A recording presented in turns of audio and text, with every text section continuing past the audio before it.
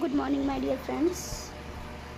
Today I am telling you about this point in the internship file. It's A point. आपको total 150 का practical देना है, जिसमें 50 marks इस वाले के होंगे इंटर्नशिप के A पॉइंट के, 50 मार्क्स B पॉइंट के इंटरनल असेसमेंट के, और 50 मार्क्स सी सेशनल वर्क के। 50 तो हो गया टोटल 150 नंबर का। 50, 50 और 50, 150 हो गए। तो इनमें से मैं सिर्फ जो ए पार्ट है वो बताने वाली हूँ कि उसके अंदर क्या करना है। एक्चुअली हमें इंटर्नशिप की फ़ाइल बनानी है इन कंपोनेंट्स के बेसिस पर, कि हमें स्कूल को ऑब्ज़र्व करना है, मॉर्निंग असेंबली, लाइब्रेरी वगैरह, इन सब को असेस करने के बाद, इनको लिखने के बाद अपनी इंटर्नशिप की फ़ाइल में आपको इसमें लिखा हुआ है कि आपको 5 पॉइंट के बेस पर उसे रेटिंग देनी है।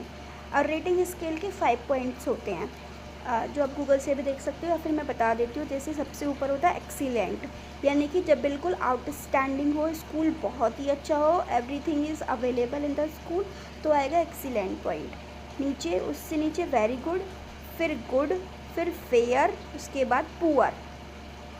पुअर तो वेरी बैड कि कुछ भी अवेलेबल नहीं है और बेकार है। फेयर अवेलेबल तो है लेकिन ना के बराबर, उसका यूज़ नहीं करेगा कुछ भी।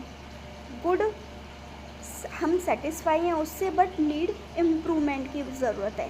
वेरी गुड, वेरी सेटिस्फैक्ट्री है उन चीज़ों से, जब हमने ऑब्ज़र्व किया तो सेटिस्फाई थी, ये चीज़ें थी, बट थोड़ी सी इम्प्रूवमेंट की ज़रूरत थी, तो वो वेरी गुड। और किसी भी इम्प्रूवमेंट की ज़रूरत ना हो, या फिर मतलब ज़रूरत की सारा सामान हो, तो एक्सीलेंट में आ जाएगा। तो ऐसे करके आपको रेटिंग देनी थी।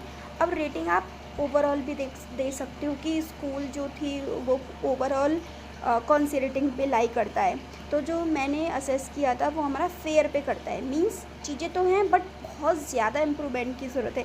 जैसे इंफ्रास्ट्रक्चर बहुत बेकार था, बेंचेज इधर उधर पड़ी हुई हैं, वॉशरूम ना के बराबर था, अगर कुछ बनवा रहे हैं उसको तो वो अधूरा पड़ा हुआ है, बिल्डिंग नो रिनोवेशन, और ना ही कोई स्पोर्ट्स एक्टिविटीज़ थी वहाँ पे, स्पोर्ट्स के लिए बच्चों के लिए कोई सामान नहीं था। तो बहुत सारी चीज़ें थी जो नहीं थी, तो इसलिए मेरे अकॉर्डिंग वो आएगा फेयर के अंदर, क्योंकि लाइब्रेरी भी नहीं थी उसमें, ना कोई स्मार्ट क्लासेस थी।